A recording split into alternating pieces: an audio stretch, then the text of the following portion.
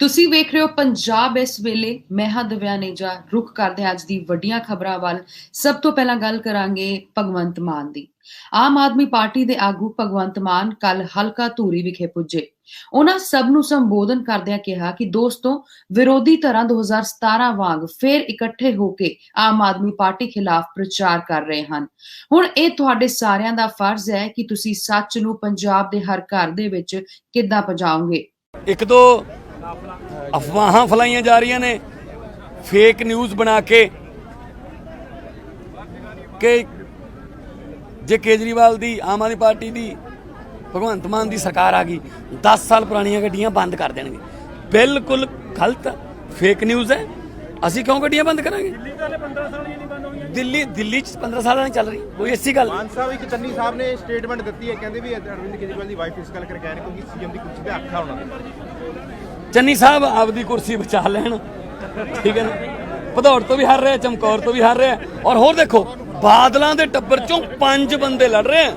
ਬਾਦਲ ਸਾਹਿਬ, ਉਹਨਾਂ ਦਾ ਮੁੰਡਾ ਸੁਖਬੀਰ, ਉਹਦਾ ਸਾਲਾ ਮਜੀਠੀਆ, ਉਹਦੀ ਸਾਲੇ ਹਾਰ ਗੁਨੀਬ ਕੌਰ ਮਜੀਠੇ ਤੋਂ, ਤੇ ਪ੍ਰਾਹੁਣਾ ਉੱਥੋਂ ਪੱਟੀ ਤੋਂ। ਔਰ ਮੈਂ ਅੱਜ ਤੁਹਾਨੂੰ ਤੁਹਾਡੇ ਸਾਹਮਣੇ ਕਹਿਣਾ, ਸੂਰਜ ਮੱਥੇ ਲੱਗਦਾ, ਮੈਂ ਝੂਠ ਨਹੀਂ ਬੋਲਦਾ। 32 ਦੰਦ ਨੇ, 5 ਦੇ 5 ਹਾਰਨਗੇ। ਅੱਗੇ ਗੱਲ ਕਰਾਂਗੇ ਸੰਦੀਪ ਦੀਕਸ਼ਿਤ ਦੀ, ਜੋ ਕਿ ਦਿੱਲੀ ਦੇ ਸਾਬਕਾ ਮੁੱਖ ਮੰਤਰੀ ਸ਼ੀਲਾ ਦੀਕਸ਼ਿਤ ਦੇ ਪੁੱਤਰ ਹਨ। ਉਹ ਪੰਜਾਬ ਪਹੁੰਚੇ। ਪੰਜਾਬ ਪਹੁੰਚਦਿਆਂ ਹੀ ਉਹਨਾਂ ਨੇ ਪ੍ਰੈਸ ਕਾਨਫਰੰਸ ਕੀਤੀ ਤੇ ਪ੍ਰੈਸ ਕਾਨਫਰੰਸ ਦੇ ਵਿੱਚ ਕੀ ਕੁਝ ਕਹਿੰਦੇ ਉਹ ਨਜ਼ਰ ਆਏ, ਆਓ ਵਿਖਾਉਂਦੇ ਹਾਂ। मैं तो इसलिए क्या था, पिछले कुछ दिनों से जब मैं पंजाब का चुनाव देख रहा था तो एक चीज बार बार हम लोगों को दिल्ली में सुनाई पड़ रही थी, दिल्ली मॉडल, दिल्ली मॉडल। तो हम लोगों को दिल्ली में तो कोई मॉडल दिखा नहीं, तो मैंने कहा पंजाब आके पता करते क्या बात चल रही है। तो मैंने कहा नहीं, कम से कम यहाँ पत्रकार बंधुओं के द्वारा पंजाब की जनता से दिल्ली का किस मॉडल की बात करते हैं आम आदमी पार्टी, इसकी हकीकत की 5 मिनट बात मैं जरूर करना चाहता हूँ। पहली चीज तो दिल्ली का केजरीवाल का मॉडल सही में कोई मॉडल नहीं। मॉडल तो वो होता है, जैसे मैं बार बार कहता हूँ, ऐसा जिम्नेजियम बनाना है ना, तो ठीक है, कितनी मशीनें लगेंगी, कितने कसरत के सामान लगेंगे, कितना लंबा होगा, क्या उसमें एयर कंडीशन होगा कि नहीं होगा। मॉडल उससे बनता है जब कोई विजन के साथ आप कोई चीज़ करते हो। मेरे को बना बनाया अगर जिम्नेजियम मिल जाए, मैं उसमें मुफ्तखोरी में 4 सीटें फ्री में बांट दूँ, वो मॉडल नहीं है, वो केवल वोट की राजनीति है। दिल्ली में पिछले 5-7 साल में दुर्भाग्य की बात यह है कि मैं गारंटी से कहता हूं और आप लोगों से चैलेंज करता हूं, मैं जगह जगह चैलेंज कर रहा हूं कि आम आदमी का कोई भी आदमी मेरे बगल में बैठ के, चाहे केजरीवाल हो चाहे कोई हो, आके चैलेंज में बात कर ले, एक भी काम पिछले 7 साल में ऐसा नहीं हुआ जिसमें दिल्ली की बढ़ोतरी हुई। जो कुछ हुआ वो शीला जी के कांग्रेस के जमाने की किए हुए काम को ही इन्होंने थोड़ा बहुत उस पर चढ़कर आगे बढ़ाने की कोशिश की, और उसमें भी 70% 80% जगहों पर ये लोग फेल हुए हैं। मैं उदाहरण देता हूं, दिल्ली में ये बार बार बात करता है केजरीवाल कि मैंने 23 फ्लाईओवर बनाए, जबकि कांग्रेस के समय 8 से 90 हो गए थे। हमने एक आरटीआई मांगा दिल्ली सरकार, तो आरटीआई ने कहा कि पिछले 7 साल में एक भी नया फ्लाईओवर ना सैंक्शन हुआ ना बना। आपने सुना होगा, बार बार ये कहता है कि भाई साहब मेरी ईमानदारी की सरकार है। ये एक ही आदमी है जो खुद ही अपने आप को ईमानदारी का सर्टिफिकेट देता है। ਕਲੇਸ਼ ਚੱਲ ਰਿਹਾ, ਆਪਸੀ ਜੰਗ ਚੱਲ ਰਹੀ ਹੈ, ਦੂਸਰੀਆਂ ਪਾਰਟੀਆਂ ਤਾਂ ਮੌਜਾਂ ਕਰ ਰਹੀਆਂ, ਨਜ਼ਾਰੇ ਲੈ ਰਹੀਆਂ, ਇਹ ਆਪਸ ਸੁਲਝੇ ਹੋਏ ਨੇ। ਅਜਿਹੇ ਵਿੱਚ ਸਰਕਾਰ ਕਿਵੇਂ ਬਣੂ? ਇੱਕ ਮਿੰਟ ਯਾਰ, ਕਿਹੜਾ ਆਪਸੀ ਕਲੇਸ਼? ਆ ਰਾਘਵ ਚੱਡਾ ਦੁਮ ਦਬਾ ਕੇ ਭੱਜਿਆ ਸੀ, ਥੱਪੜੋ ਥੱਪੜੀ ਹੋ ਗਏ ਸੀ, ਉਹ ਆਪਸੀ ਕਲੇਸ਼ ਨਹੀਂ ਦਿੰਦਾ ਤੁਹਾਨੂੰ? ਹੈ ਦੈੜ ਵਿੱਚ ਤੁਰੀ ਜਾਂਦੀ ਹੈ, ਟਿਕਟਾਂ ਵੇਚਣ ਦੇ ਇਲਜ਼ਾਮ ਲੱਗ ਰਹੇ ਆ। ਕਿਹੜਾ ਆਪਸੀ ਕਲੇਸ਼? ਭਾਈ ਅਸੀਂ ਠੋਕ ਕੇ ਕਿਹਾ ਕਿ ਲੋਕਾਂ ਨੂੰ ਕਲੈਰਿਟੀ ਦਿਓ, ਰਾਹੁਲ ਜੀ ਨੇ ਆ ਕੇ ਕਲੈਰਿਟੀ ਦਿੱਤੀ, ਸਾਰਿਆਂ ਨੇ ਉਹਦਾ ਇਸਤਕਬਾਲ ਕੀਤਾ। ਕਿਹੜਾ ਆਪਸੀ ਕਲੇਸ਼? ਨਹੀਂ, ਪਰ ਫਿਰ ਇਹੋ ਜਿਹੇ ਬਿਆਨ ਆਉਣੇ ਤਾਂ ਲੱਗਦਾ ਨਹੀਂ। ਕਿਹਦੇ ਬਿਆਨ? ਜਾਖੜ ਸਾਹਿਬ ਦੇ ਜੀ, ਜਾਖੜ ਸਾਹਿਬ ਜੀ ਦਾ ਵੀ ਬਿਆਨ ਆਇਆ। ਦੇਖੋ ਮੇਰੀ ਗੱਲ ਸੁਣੋ, ਹੋਰ ਪਾਰਟੀਆਂ ਦੇ ਵਿੱਚ 100 ਆਉਂਦੇ ਆ, ਉਹਨਾਂ ਦੀ ਬਾਰੇ ਗੱਲ ਕਰੋ। ਹੋਰ ਪਾਰਟੀਆਂ ਦੇ ਵਿੱਚ 100 ਬੰਦੇ ਆਹੀ ਗੱਲ ਕਰਦੇ ਆ, ਤੁਹਾਨੂੰ ਕਾਂਗਰਸ ਦੀ ਦੇ ਦਈਏ ਯਾਰ, ਇਹ ਕੀ ਗੱਲ ਹੋਈ? ਮਤਲਬ ਮੈਂ ਤੁਹਾਨੂੰ ਅੱਜ ਕਹਿ ਰਿਹਾ ਕਿ ਕਿਸੇ ਨੂੰ ਕੋਈ ਦਿੱਕਤ ਪਰੇਸ਼ਾਨੀ ਨਹੀਂ, ਜੋ ਹਾਈ ਕਮਾਂਡ ਦੇ ਫੈਸਲੇ ਅਸੀਂ ਮੰਨੇ ਆ ਔਰ ਅੱਗੇ ਵਧੇ ਆ, ਔਰ ਬੜੇ ਹੱਸ ਕੇ ਅਸੀਂ ਚੁਣਾਵ ਲੜ ਰਹੇ ਆ। ਔਰ ਹੁਣ ਚਰਨਜੀਤ ਸਿੰਘ ਚੰਨੀ ਘੱਟ ਤੋਂ ਘੱਟ ਨਹੀਂ 4 ਤੋਂ 5 ਰੈਲੀਆਂ ਕਰ ਰਹੇ ਨੇ। ਬਾਕੀ ਪੰਜਾਬ ਦੇ ਲੋਕਾਂ ਦੇ ਹੱਥ ਹੈ ਫੈਸਲਾ, ਉਹ ਕੀ ਫੈਸਲਾ ਕਰਦੇ ਨੇ ਮਹੀਨੇ ਬਾਅਦ ਪਤਾ ਲੱਗ ਜੂ। ਕੋਈ ਕਲੇਸ਼ ਨਹੀਂ ਹੈ ਕਿਸੇ ਦਾ ਵੀ। ਕੋਈ ਅੱਗੇ ਗੱਲ ਕਰਾਂਗੇ ਸੁਖਬੀਰ ਸਿੰਘ ਬਾਦਲ ਦੀ। ਸੁਖਬੀਰ ਸਿੰਘ ਬਾਦਲ ਨੇ ਹਲਕਾ ਜਲਾਲਾਬਾਦ ਵਿਖੇ ਚੋਣ ਪ੍ਰਚਾਰ ਕੀਤਾ। ਇਸ ਮੌਕੇ ਤੇ ਉਹਨਾਂ ਨੇ ਆਪਣੀ ਸਰਕਾਰ ਦੀ ਪ੍ਰਾਪਤੀਆਂ ਗਿਣਵਾਈਆਂ। ਹੋਰ ਨਾਲ ਦੀ ਨਾਲ ਸ਼੍ਰੋਮਣੀ ਅਕਾਲੀ ਦਲ ਦੀ ਤਾਰੀਫ ਵੀ ਕਰਦੇ ਨਜ਼ਰ ਆਏ ਅਤੇ ਬਾਕੀ ਰਾਜਨੀਤਿਕ ਪਾਰਟੀਆਂ ਤੇ ਗੰਭੀਰ ਇਲਜ਼ਾਮ ਲਗਾਉਂਦੇ ਨਜ਼ਰ ਆਏ। ਉਹਨਾਂ ਸ਼੍ਰੋਮਣੀ ਅਕਾਲੀ ਦਲ ਦੀ ਸਰਕਾਰ ਬਣਨ ਦਾ ਦਾਅਵਾ ਵੀ ਕੀਤਾ। ਉਹਨਾਂ ਨੇ ਪੰਜਾਬ 'ਚ ਵੱਡੀਆਂ ਸਹੂਲਤਾਂ ਦੇਣ ਦਾ ਵਾਅਦਾ ਵੀ ਕੀਤਾ। ਆ 6 ਦਿਨ ਜਿਹੜਾ 7 ਦਿਨ ਰਹਿ ਗਏ ਐ ਪੂਰੀ ਪੱਕੀ ਫਸਲ ਐ, ਰਾਖੀ ਰੱਖਣ ਦੀ ਲੋੜ ਐ, ਐ ਨਾ ਕੋਈ ਹੋਏ ਕਿਤੇ ਹੋਰ ਵੱਢ ਕੇ ਲੈ ਜੇ। ਪਰ ਹੁਣ ਕੋਈ ਵੱਢਣ ਵਾਲੀ ਦੀ ਹਿੰਮਤ ਵੀ ਹੈ ਨਹੀਂ ਇੱਥੇ।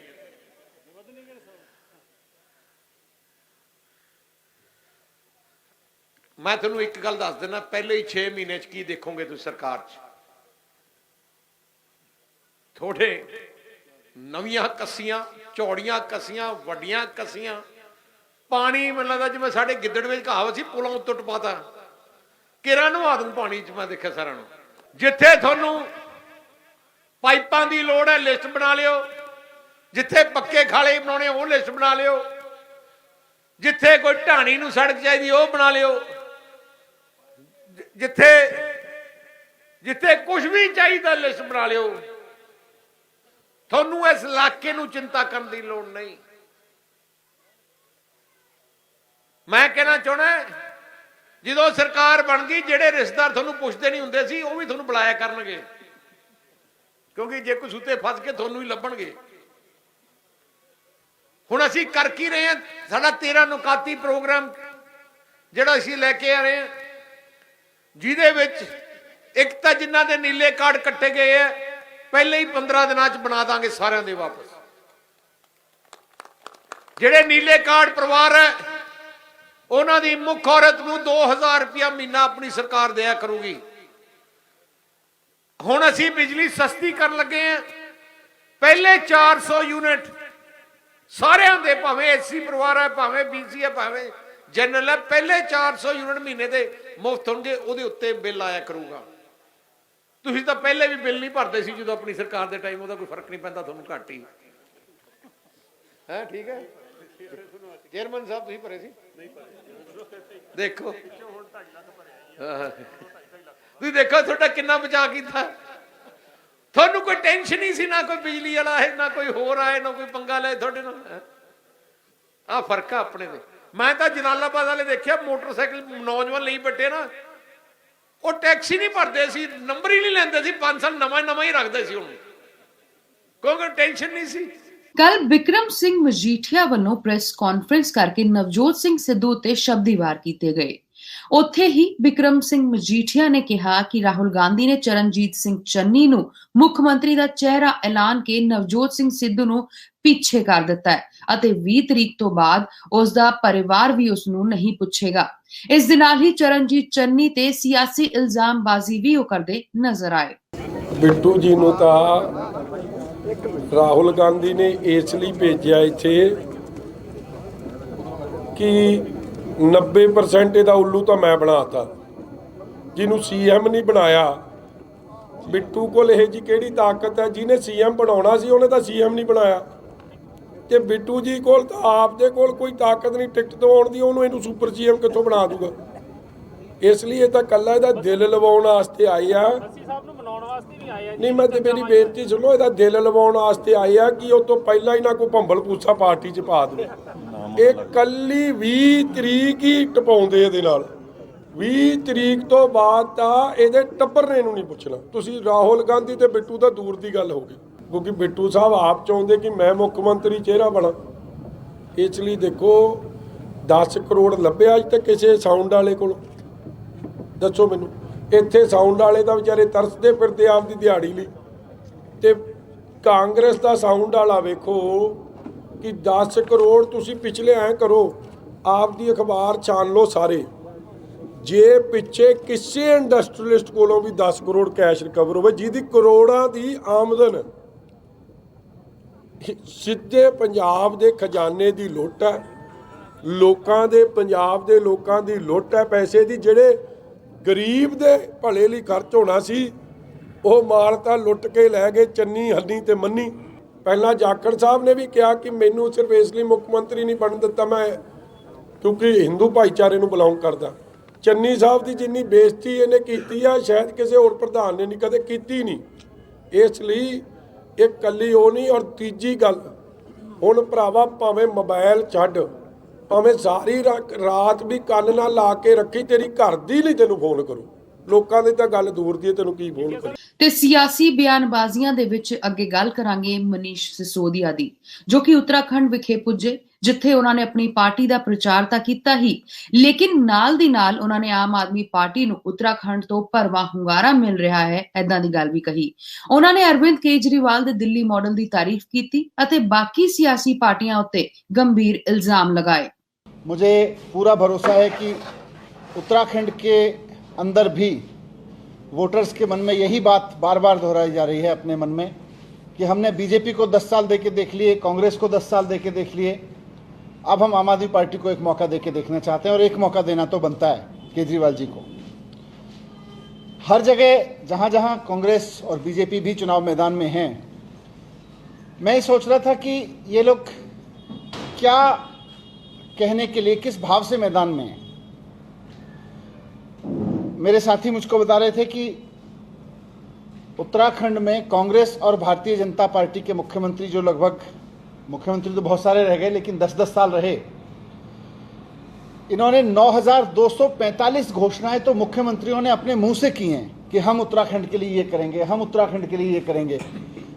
भारतीय जनता पार्टी और कांग्रेस के मुख्यमंत्रियों ने 9,245 घोषणाएं की हैं उत्तराखंड के लिए, और उसमें से पूरी केवल 18 हुई हैं, और कागज पे शुरू मतलब ऑर्डर करने के लिए केवल 500 हुई हैं। कागज पे ही हुई हैं, हुआ कुछ नहीं है, जमीन पे कुछ नहीं हुआ। तो ये बीजेपी वाले जब लोगों के बीच वोट मांगने जाते हैं तो किस लिए जा रहे हैं? कुछ और फर्जी घोषणाएं करने के लिए, या जो इनके मंत्रियों ने, इनके विधायकों ने बड़ी बड़ी कोठियां बनाई हैं, इनके मन में है कि हमने पिछले बार अपने विधायक के लिए 200 करोड़ की कोठी बनाई थी, अब 400 करोड़ की कोठी बनानी है, इसलिए वोट चाहिए। या जो विधानसभा में, क्योंकि लोगों को रोजगार तो इन्होंने दिया नहीं, पद खाली पड़े सरकार में, लेकिन जो भर्तियां की वहाँ इन्होंने पिछले दरवाजे से भर्तियां कर ली। इन्होंने, हमने तो दिखाया था कि किस तरह से 25,000 रुपए लेके इन्होंने कर्नल कोटियाल साहब को ही चौकीदार की नौकरी दे दी थी। तो क्या बीजेपी वाले इस 25-25 हजार की नौकरी के धंधे को आगे बनाने के लिए वोट मांगने जा रहे हैं? मैं गंगोत्री के गांव में गया, टिहरी के गांव में गया, मैं बागेश्वर के गांव में गया, हर जगह मैंने देखा, कपकोट के गांव में गया, हर जगह मैंने देखा कि गांव खाली पड़े हैं। वहाँ महिलाएं हैं, कुछ बुजुर्ग हैं, नौजवान बहुत कम संख्या में हैं, और उनमें से अधिकतर नौजवान, जब मैं गया वहाँ पे गांव में और वहाँ के फ़ोटो मेरे फेसबुक वगैरह पे गए तो मुझे दिल्ली में मिले, कह रहे जी आप हमारे गांव गए थे, हम मजबूरी में यहाँ पे हैं, अगर हमें अच्छी नौकरी वहाँ मिल जाए, हमारे लिए अच्छी शिक्षा वहाँ हो जाए, अच्छे बच्चों के लिए कुछ अस्पताल हो जाए, तो हम वहीं रहना चाहेंगे। ਭਾਜਪਾ ਦੇ ਕੇਂਦਰੀ ਮੰਤਰੀ ਹਰਦੀਪ ਪੁਰੀ ਕੱਲ ਅੰਮ੍ਰਿਤਸਰ ਦੇ ਉਮੀਦਵਾਰਾਂ ਦੇ ਚੋਣ ਪ੍ਰਚਾਰ ਲਈ ਪੁੱਜੇ। ਉਹਨਾਂ ਨੇ ਕਾਂਗਰਸ ਸਰਕਾਰ ਤੇ ਸਿਆਸੀ ਇਲਜ਼ਾਮਬਾਜ਼ੀਆਂ ਕਰਦਿਆਂ ਕਿਹਾ ਕਿ ਮੈਂ ਅਰਦਾਸ ਕਰਦਾ ਹਾਂ ਕਿ ਚਰਨਜੀਤ ਸਿੰਘ ਚੰਨੀ ਵਰਗੀ ਗਰੀਬੀ ਦੇਸ਼ ਦੇ ਹਰ ਇੱਕ ਨਾਗਰਿਕ ਕੋਲ ਹੋਏ। ਇਸ ਦੌਰਾਨ ਉਹਨਾਂ ਨੇ ਪੱਤਰਕਾਰਾਂ ਨਾਲ ਗੱਲਬਾਤ ਕਰਦਿਆਂ ਕਿਹਾ ਕਿ ਅੱਜ ਉਹਨਾਂ ਵੱਲੋਂ ਭਾਜਪਾ ਦਾ ਪੰਜਾਬ ਲਈ ਚੋਣ ਮੈਨੀਫੈਸਟੋ ਪੱਤਰ ਜਾਰੀ ਕਰਨਾ ਹੈ। आगे का जो कार्यक्रम है वो दिल्ली से जब तय होगा तो इनको उसके अनुसार इंतजाम करने होंगे। जो पंजाब में बेदबी हो रही है, देखिए बेदबी के बारे हमने ऑलरेडी अपने संकल्प पत्र में कहा है, और मैं आपसे विनती करता हूं कि आज जो हमारा घोषणा पत्र हम करेंगे रिवील आज जलंधर में, आप थोड़ा इंतजार करिए, उसके बाद में मैं आपसे चर्चा करूंगा। नवनीत बिट्टू ने कहा कि अगर हमारी सरकार आती तो सुपर सीएम बनाया जाएगा सिद्धू को।